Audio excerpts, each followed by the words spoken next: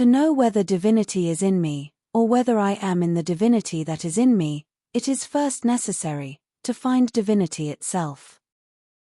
To find it, it is above all necessary to find the being that seeks, the being that I truly am.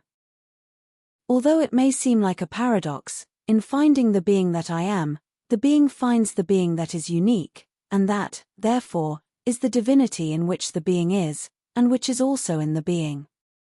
This is how the being demystifies the idea of union, which only exists through duality, since unity can exist only in nothingness, or non-existence, which, in the end, is the same thing.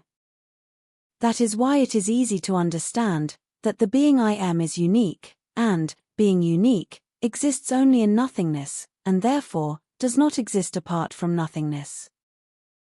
Non-existence is nothing more than that which cannot be understood, and which exists only in itself.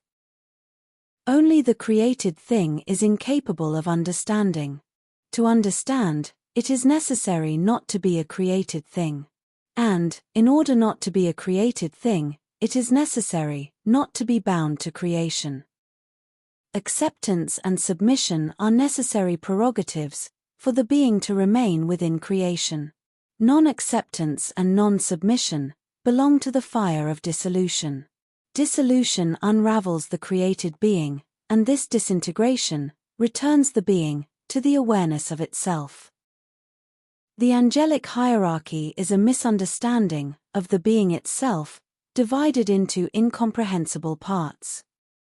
To attribute teachings to this hierarchy is to ratify a listening directed outward, and, consequently, to confirm the existence of the external and its supposed superiority over the being itself. This applies to any supernatural figure that one attempts to import. Only the being explains the being. Therefore, only the being should be listened to. Only silence speaks to the being. Only individual, unguided meditation leads to silence, and not the other way around.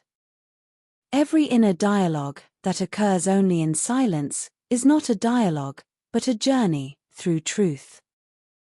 It is when and where the eyes that see truly perceive, the ears that hear truly listen, and the being becomes the heart of itself.